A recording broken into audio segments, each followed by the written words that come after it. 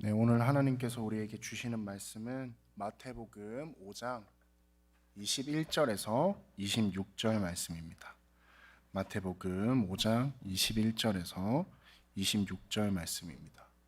우리 한 절씩 교독하면서 읽도록 하겠습니다. 옛사람에게 말한 바 살인하지 말라. 누구든지 살인하면 심판을 받게 되리라 하였다는 것을 너희가 들었으나. 네.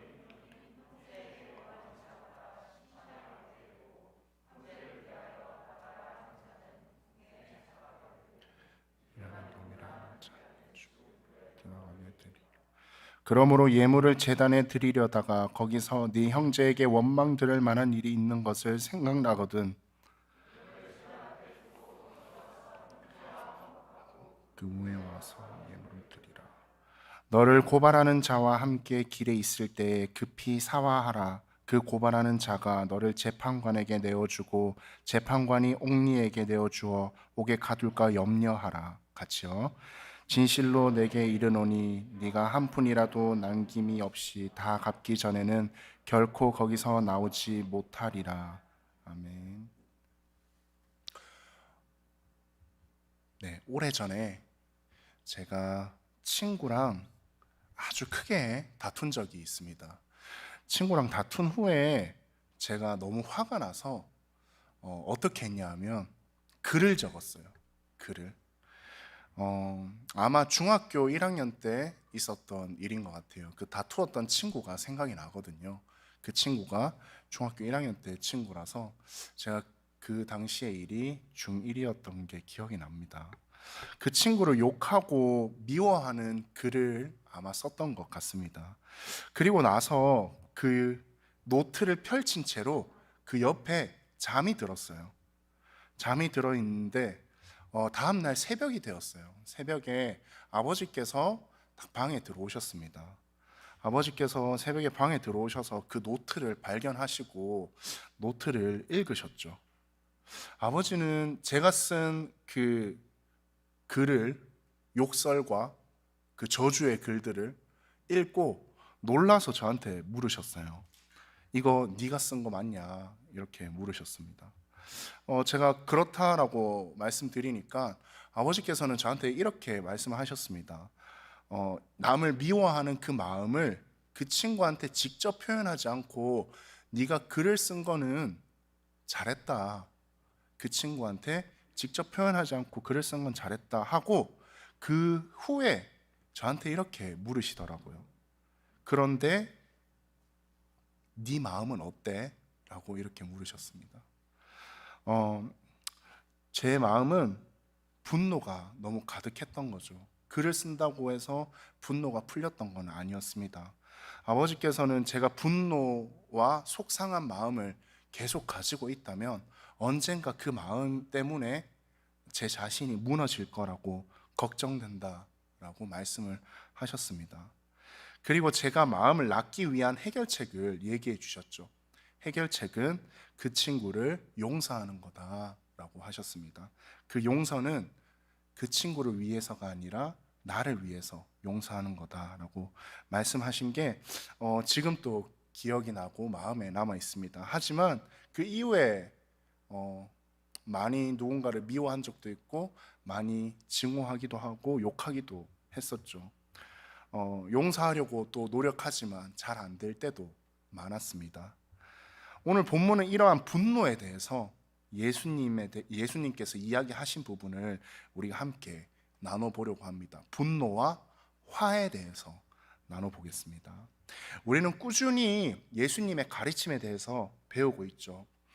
모든 성경의 말씀이 예수님의 가르침, 하나님의 가르침이라고 할 수 있지만 산상수훈이야말로 예수님께서 모든 사람을 대상으로 그렇게 설교를 하신 부분이기 때문에 우리가 조금 더 깊이 묵상을 해야 할 필요가 있다 생각을 합니다. 오늘은 예수님께서 말씀하신 분노에 대해서 알아볼 건데, 분노를 알아보기 전에 우리가 사는 인생이 어떻게 되어 있는지 한번 생각해 봐야 할 것 같아요. 우리 인생은 모든 게 관계로 되어 있습니다.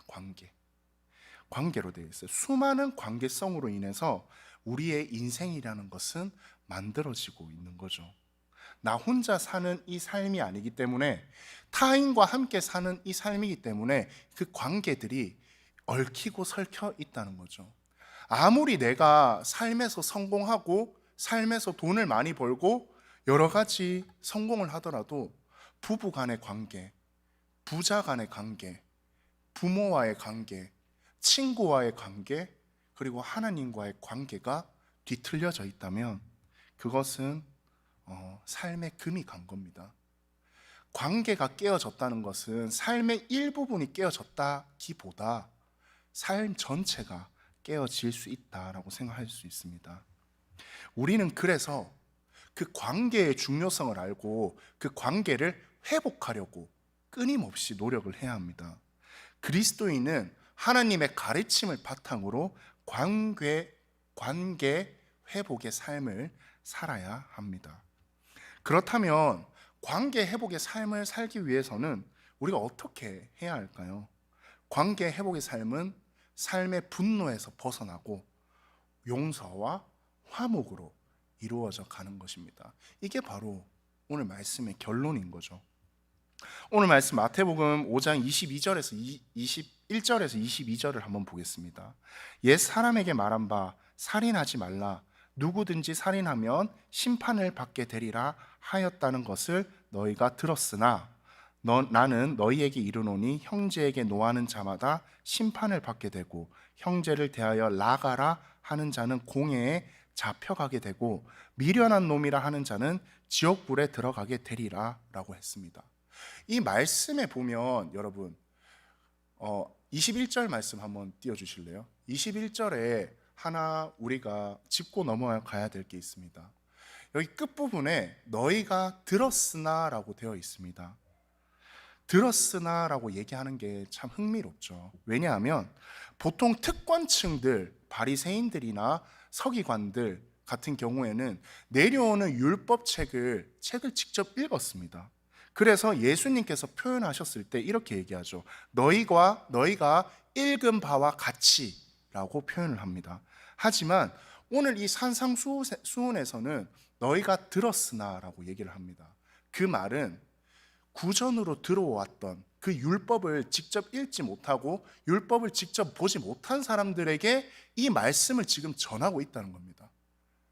특권층, 바리새인들 그리고 서기관들에게 이 말씀을 전하는 게 아니라 그 말씀을 그 동네에 있는 랍비에게 들었던, 그리고 부모님에게 가르침을 받았던 그러한 일반 사람들에게 예수님께서는 지금 말씀하고 계시는 겁니다.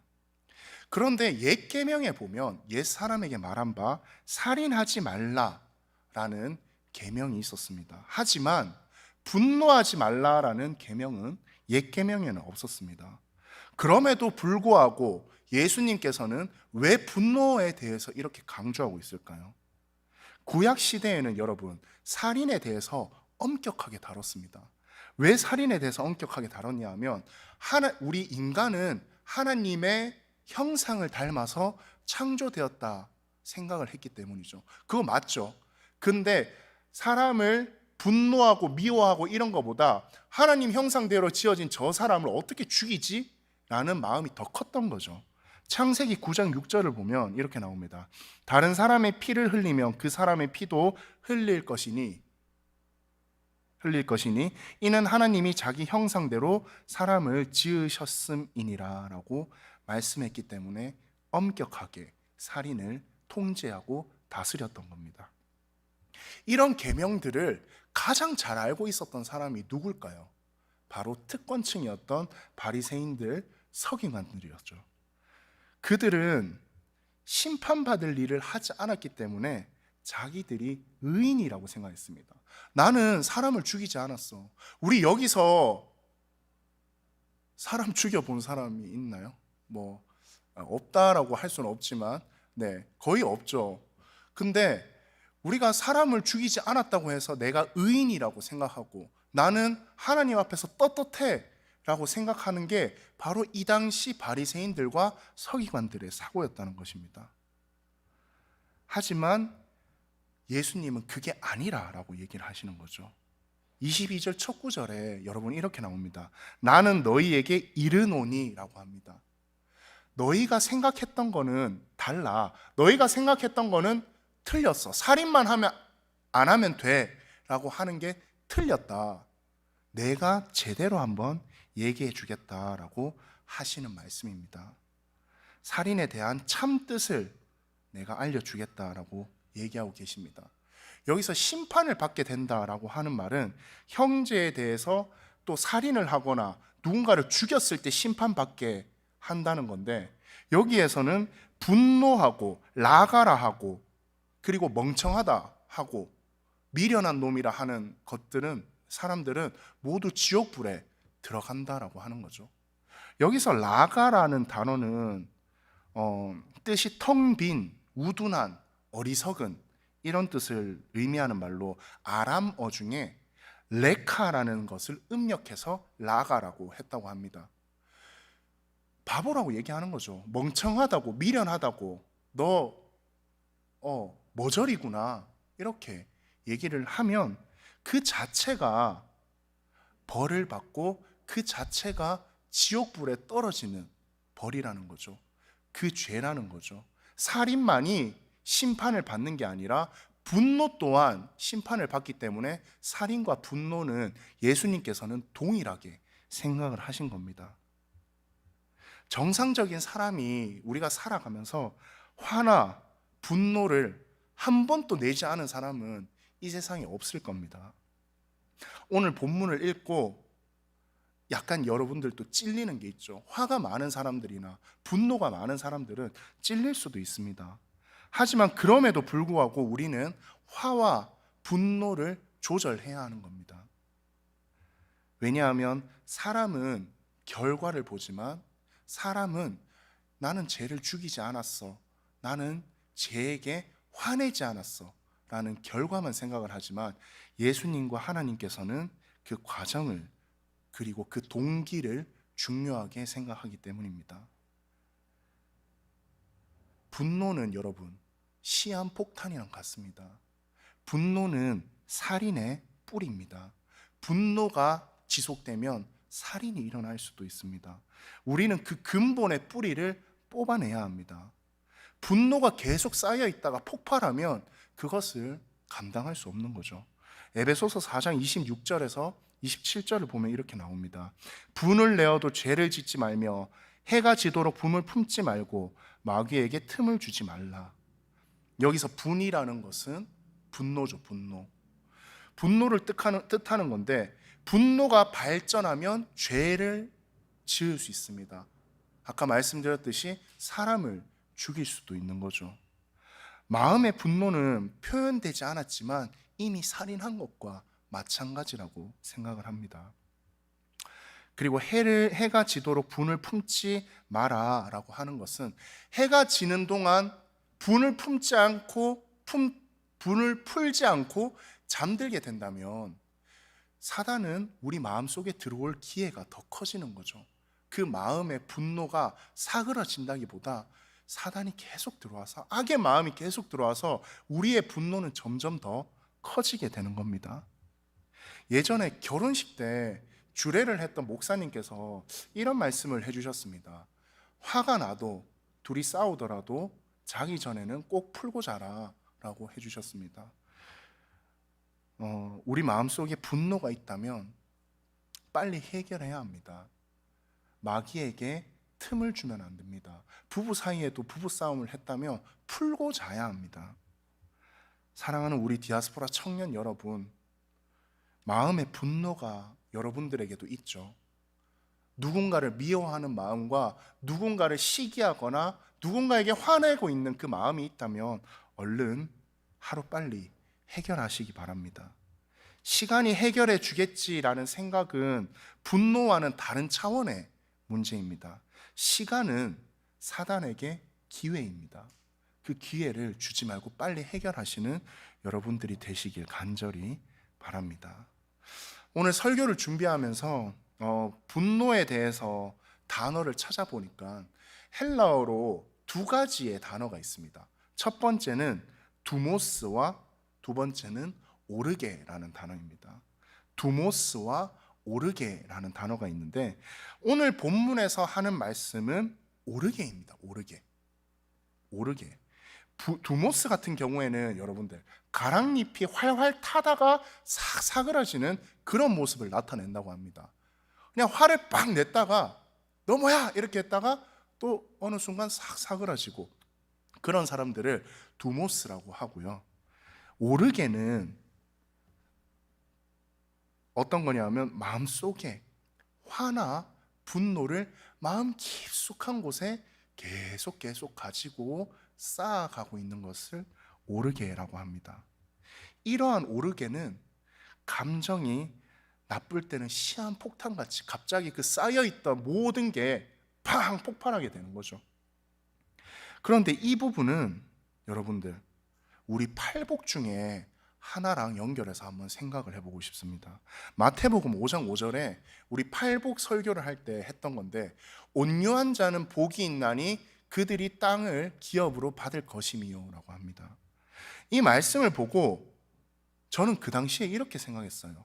아, 온유한 성품을 가지고 있으면 되는구나. 겉으로 온유한 사람으로 살면 되는구나. 왜냐하면 화가 나더라도 그 사람에게 웃으면서 말할 수 있는 그 자체가 엄청 힘들고 어려운 거니까요. 그거를 내가 예수님 닮기 위해서 온유한 척 하는 게 내 자신이 참 대단하구나. 그런 생각을 했습니다. 그런 교만한 생각을 제가 하고 살았던 거예요. 하지만 그런 마음이 바로 오늘 말씀에서 말하는 오르게였다는 거죠. 진정으로 화목한 게 아니라 분노를 풀지 못하고 마음속 깊숙이 제가 가지고 있었던 것입니다. 그것은 화의 씨앗이 됩니다. 화의 씨앗이 되는 거죠.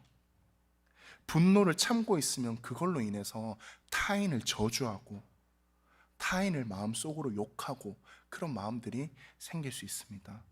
속으로 욕하고 상대를 저주하는 마음에는 저주하는 사람, 저주받는 사람 모두 그 영혼이 사그라들게 됩니다.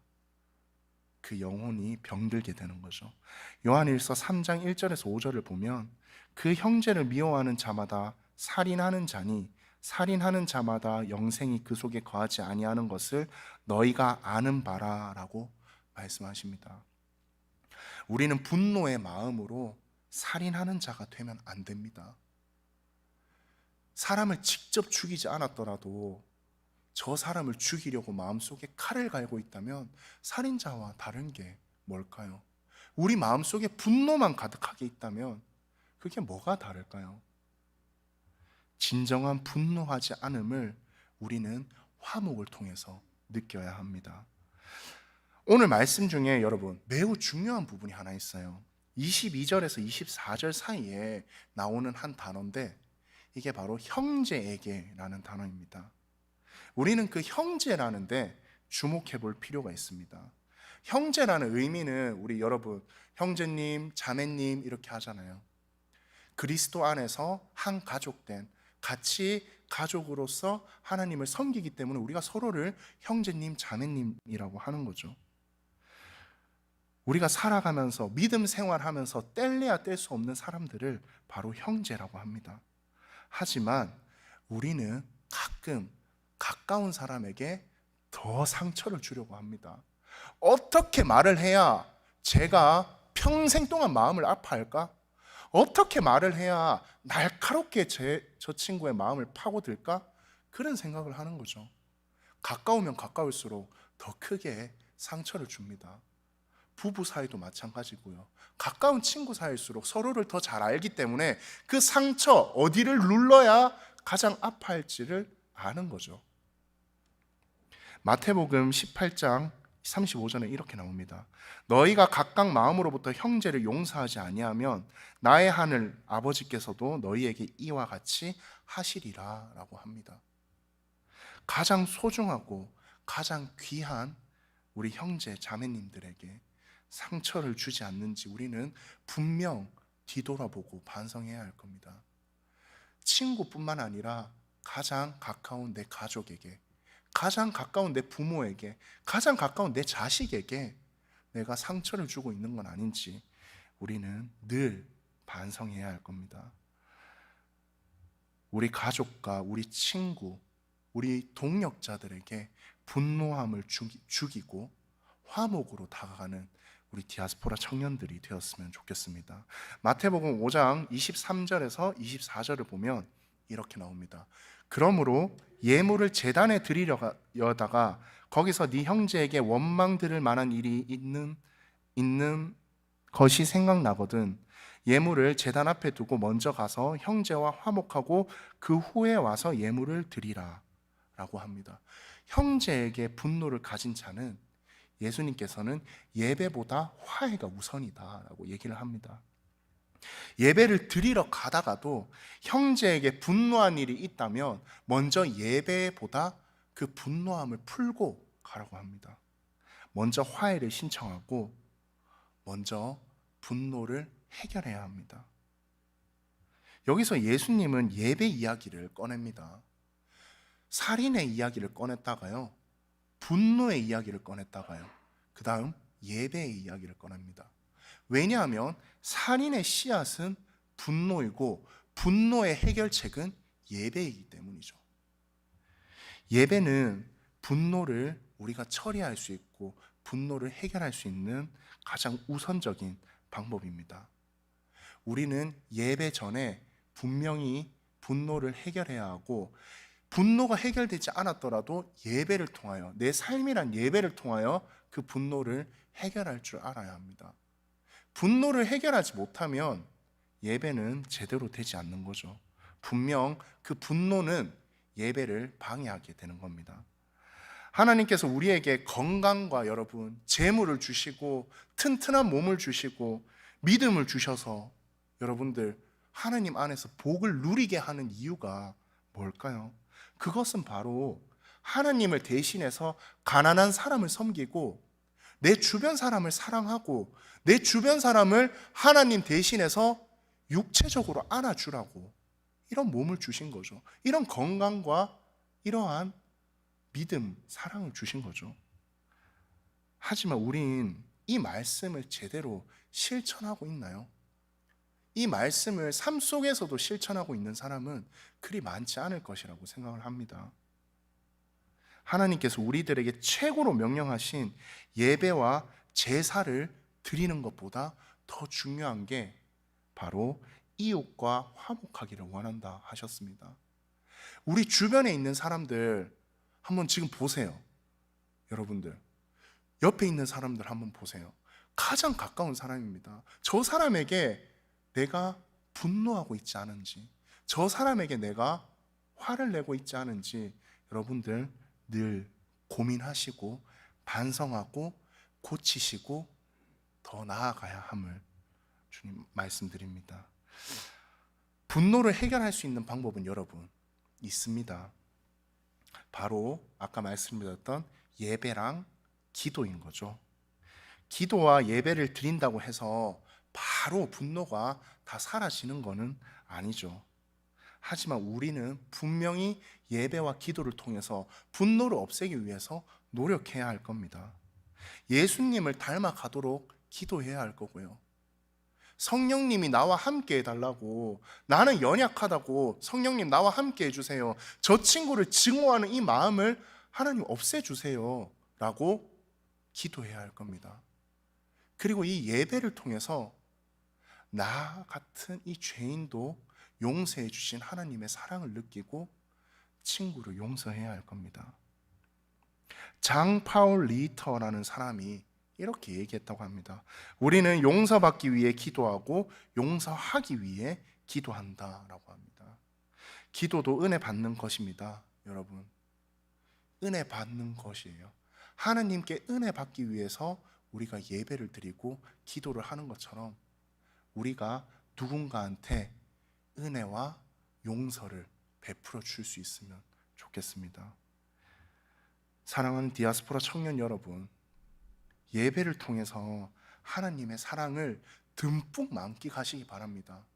하나님의 기쁨을 이 예배의 자리에서 듬뿍 만끽하셨으면 좋겠습니다. 찬양할 때 기뻐서 눈물 나는 여러분들이 되었으면 좋겠어요. 그냥 예배에 금요일에 친구들 만나야 되니까 오는 예배가 아니라 정말 하나님께서, 십자가가 여기 있네요. 하나님께서 여러분을 무릎 꿇고 기다리고 계신다고요. 여러분들을 기다리고 있고, 네가 한 주에 어떤 잘못을 하더라도 내가 다 용서해 주겠다, 나랑 좀 사랑하자 하시잖아요. 이 하나님을 만나러 이 교회에 왔으면 좋겠습니다.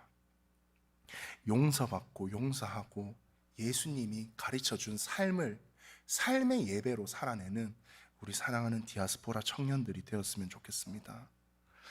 여러분들, 레미제라블이라는 소설 알죠? 장발장이 나오죠. 그 뮤지컬 영화로도 나왔었는데, 레미제라블로 유명한 프랑스의 대문호 누구일까요? 네, 빅토르 위고라고 있습니다. 빅토르 휴고라고 하죠. 빅토르 위고라는 이 작가의 소설 중에 소설이 엄청 많죠. 소설 중에 마지막 소설이라고 알려져 있는 93년이라는 소설이 있습니다. 그 소설의 한 장면을 제가 소개해 드릴게요. 그 커다란 배가 항해 도중에 폭풍우를 만났습니다.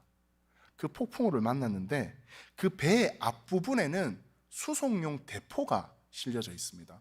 대포는 여러분들 알죠? 쇠로, 완전 놋쇠로 만들어져서 엄청 무겁고 그 대포가 앞에 다 실려 있었다고 합니다. 그런데 배 밖에서는 폭풍우가 아무리 몰아쳐도 배는 꿋꿋하게 앞으로 나아갔습니다.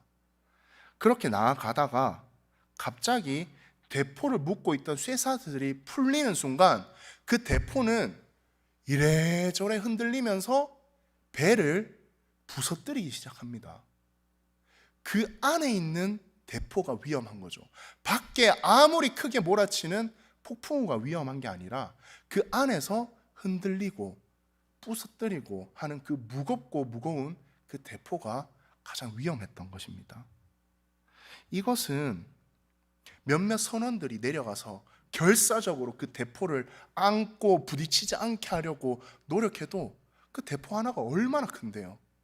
그 대포가 뭔지 아시죠? 캐논. 그 대포가 굴러다니면서 이래저래 다 부수고 있는 겁니다. 이 작가는 이 배를 인생에 비유하고 우리 자신에 비유를 합니다. 인간을 파괴하는 가장 무서운 적은 외부에 있는 폭풍우가 아닙니다. 내 마음속에 있는 대포와 같은 미움과 원한과 분노가 나를 파괴하는 겁니다. 배를 파괴하는 거죠. 마음속의 분노를 해결하지 못하면 여러분, 타인과의 관계, 그리고 내 자신도 갉아먹고, 내 자신이 무너지면 하나님과의 관계도 무너지게 됩니다. 사랑하는 디아스포라 청년 여러분, 우리 하나님께 간구하고 성령님께 간구하여 우리의 분노를 없애는, 분노를 다스릴 수 있는 우리 청년들이 되길 바랍니다. 성령님의 도우심을 끊임없이 기도해야 합니다. 나 혼자서는 그 분노를 조절할 수 없습니다. 분노가 나와 내 주위 사람들을 잡아먹지 않도록, 그리고 파괴하지 않도록, 이래저래 굴러서 내 마음속을 헤집어 놓지 않도록 끊임없이 하나님께 기도하고 내가 분노를 해결하는 우리 사랑하는 디아스포라 청년들이 되기를 간절히 원하고 또 바라고 또 기도합니다. 자, 우리 찬양팀 앞으로 나와 주시고요.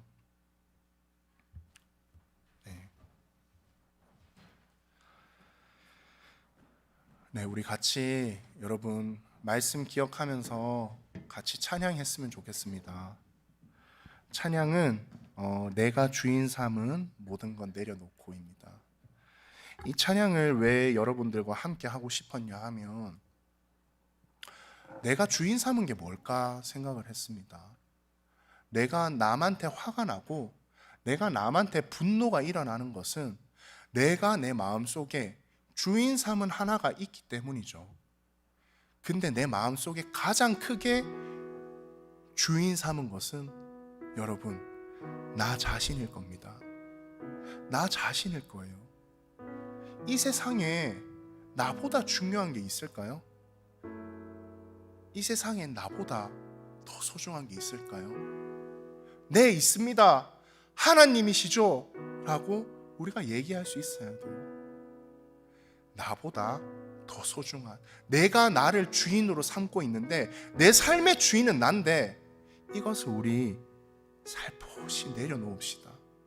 내려놓고 내 주인 대신 주 앞에 나가서 내가 주님만 사랑하고 주님이 가르쳐 주신 대로 분노하지 않고 용서하고 화목하고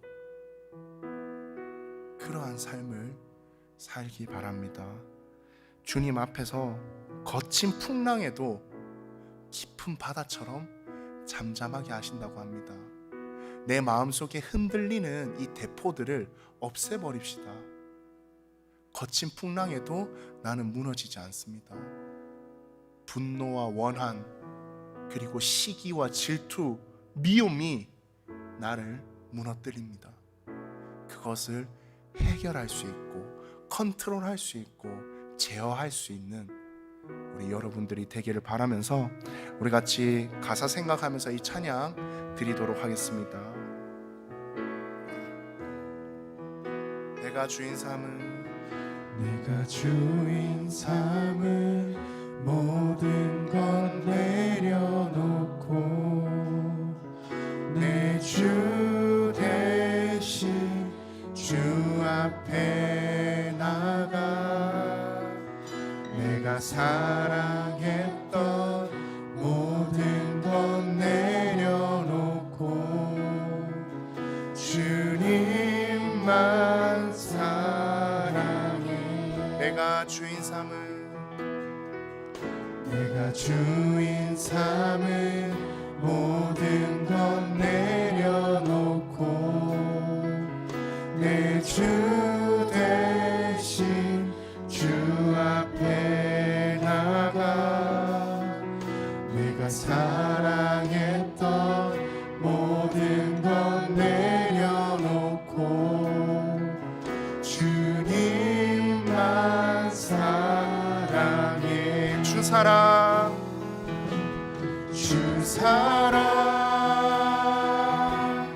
거친 풍랑에도 깊은 바다처럼 나를 잠잠케 해. 주 사랑 내 영혼의 반석 그 사랑 위에 우리 다시 한번 찬양하겠습니다. 내가 주인 삼은 모든 건 내려놓고 주인 삼은 모든 건 내려놓고 내 주 대신 주 앞에 나가 내가 사랑했던 모든 건 내려놓고 주님만 사랑해. 내가 주인 삼은 모든 건 내려놓고 내 주 대신 주 앞에 나가 내가 사랑했던 모든 건 내려놓고 주님만 사랑. 우리 손 들고 찬양합시다. 주 사랑 거친 풍랑에도 깊은 바다처럼 나를 잠잠케 해. 주 사랑 내 영혼의 반석 그 사랑 위에 서리. 주 사랑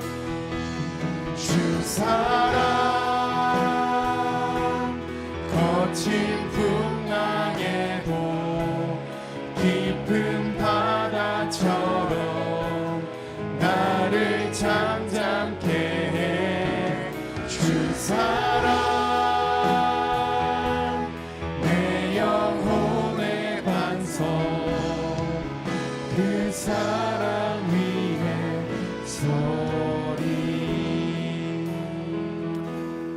우리 여러분, 오늘은 아주 조용히 내 마음속 깊이 함께 기도하기 원합니다. 여러분, 지금 여러분 마음속에 분노하고 있는 사람이 있나요? 화가 있는 사람이 있나요? 미워하는 사람이 있고 욕하는 사람이 있나요? 여러분, 그 사람을 떠올리시기 바랍니다. 그 사람을 위해서 우리 기도하시기 바랍니다. 우리 그 사람을 용서하고 성령님께서 도와달라고 그 사람을 용서하여서 나와 그 사람, 그리고 나 자신, 그리고 나와 하나님의 관계까지 회복하게 해달라고 우리 조용히 그 한 사람을 생각하면서 같이 기도했으면 좋겠습니다. 하나님 아버지, 감사합니다. 우리 청년들 마음속에 한 사람을 생각하게 하시고 그 사람을 위해 기도하게 하시고 분노의 마음보다 사랑과 용서와 화복의 마음으로 그 한 사람을 기억하게 하여 주시옵소서. 주님 아버지, 형제를 사랑하는 것이 하나님께 드리는 이 예배보다 중하다고 하셨는데, 하나님, 우리가 형제를 사랑하고 형제에게 용서하는 그 마음을 가지고 용서할 수 있도록 성령님께서 도와주시고 인도해 주시고 함께하여 주시옵소서. 우리 청년들이 정말 하나님 앞에서 무릎 꿇고 한 사람의 이름을 내비칠 때 자기의 분노를 얘기하고 자기의 힘듦을 얘기할 때 하나님께서 그것을 스쳐 지나가지 마시고 반드시 기억하셔서 우리 청년들이 마음의 분노와 화가 없게 주님께서 늘 함께하여 주시옵소서. 하나님 아버지, 감사합니다. 우리 디아스포라 청년들을 기억하시고 사랑해 주시고 각자의 삶 속에서 각자의 처소에서 주님께서 함께하여 주시옵소서. 하나님 아버지, 우리 마음에 품은 이 분노가 하나님의 가르침을 통해, 하나님의 사랑을 통해, 하나님과 함께하는 기쁨과 그 화목을 통해 해결될 수 있도록 하여 주시옵소서. 마음속 깊은 곳에 가지고 있어서 겉으로만 화목하고 겉으로만 온유한 척하는 그러한 자가 아니라 하나님 앞에서 모든 건 내려놓고 하나님 앞에서 내 자신도 내려놓고 누군가를 미워하고 시기하는 이 마음도 내려놓고 하나님께 오로지 받은 그 사랑으로 이 청년들의 삶이 하나님의 기쁨과 하나님의 은혜와 하나님의 사랑만 충만할 수 있도록 주님께서 늘 함께하여 주시옵소서. 우리가 용서하지 못하고 분노한 마음으로 예배를 참여할 때도 있습니다. 그 가운데 성령님께서 임재하셔서 우리 마음을 보살펴 주시고 우리의 눈물샘을 받으셔서 주님께서 끊임없이 우리가 드린 이 기도와 예배를 기억하여 주시옵소서. 우리 청년들 너무 귀하지 않습니까, 주님? 우리 청년들을 기억하시고 주님께서 뜻하신 대로, 주님께서 계획하신 대로 하나님의 섭리대로 우리 청년들의 인생을 이끌어가 주시옵소서. 예수님 닮은 인생으로 살게 하여 주시옵소서. 사랑합니다, 주님. 이 모든 말씀 예수님 이름으로 기도합니다. 아멘. 네, 광고 있겠습니다.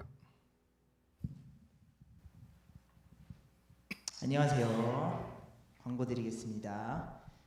예배에 참석하신 여러분들 모두 주님의 이름으로 환영하고 축복하고 사랑합니다. 앞자리부터 채워서 앉아주시면 감사하겠습니다. 주일 1부, 2부, 9시, 11시에 예배 있고요. 수요 예배, 토요 새벽 기도에 계속 있으니까 많은 참여 부탁드립니다.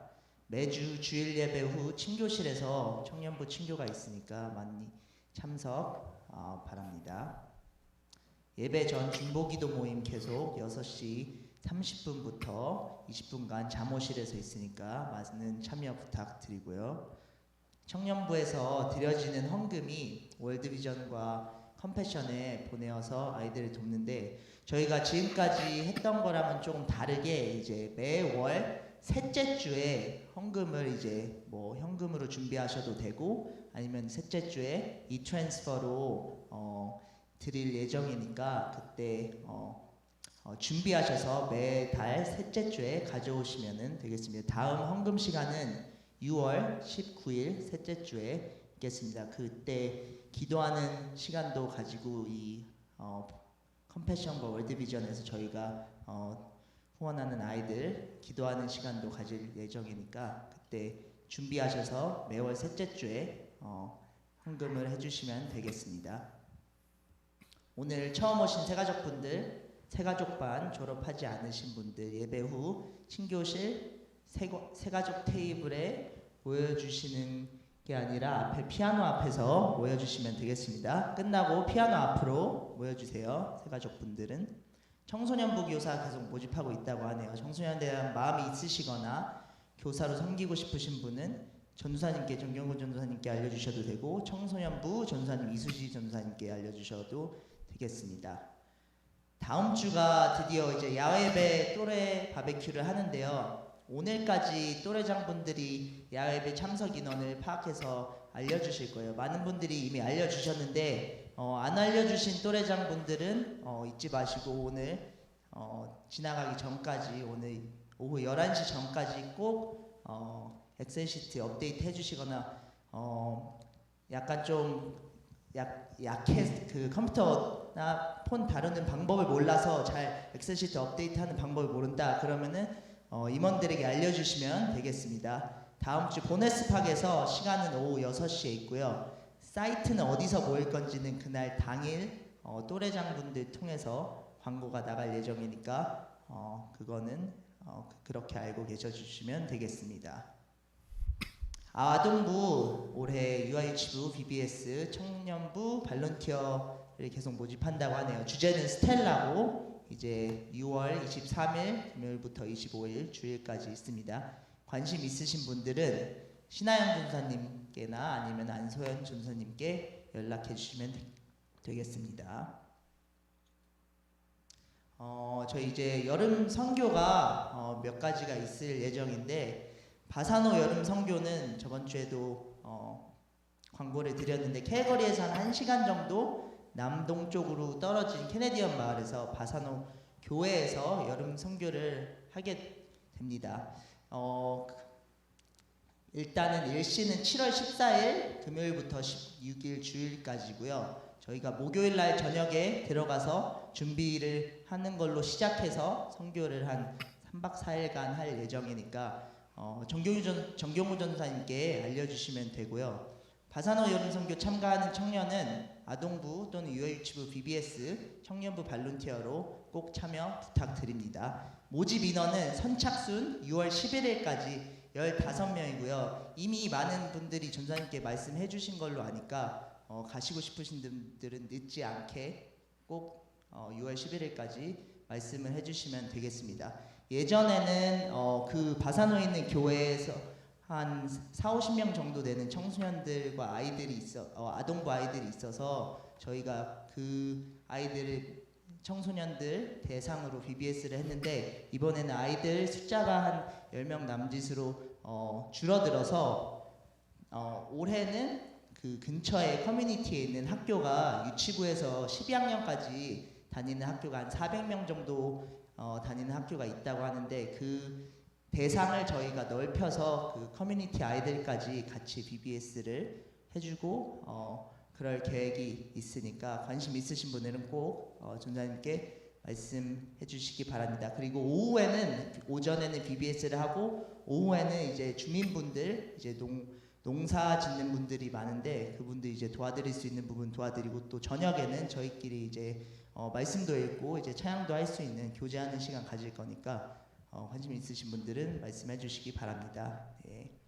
오치즈 여름 선교가 6월 30일 금요일부터 7월 1일까지 인텐시브 트레이닝을 한 후에 월요일부터 토요일까지 있을 예정입니다. 관심 있으신 분들은 이수지 전도사님께 말씀을 해주시면 되겠고요. 인텐시브 트레이닝 이틀 하는 거는 꼭 참여해야지 이제 선교 참여할 수 있으니까 그 점 알고 계셨으면 감사하겠습니다. 네, 저희 3월 달부터 계속 큐티 모임을 이제 사모님과 같이 이제 하고 있는데 이제 계속 언제든지 참여해서 이제 큐티 그동안 좀 안 했는데 하고 싶다 언제든지 참여 가능하니까 사모님에게 연락 주시면은 감사하겠습니다. 그리고 이제 계속 공동사역 쉘 미니스트리 위에서 청빙 위에서 세인자이스 공동사역과 CKPC 수가시 목사님 청빙하니까 관심 있으신 분들 뭐 궁금하신 분들 부장지사님께 얘기해 주시면 되겠고요. 계속 위에서 기도해 주시면 감사하겠습니다. 네, 광고는 이상이고요. 네, 새가족팀에서 또 이제 환영하는 시간 갖겠습니다.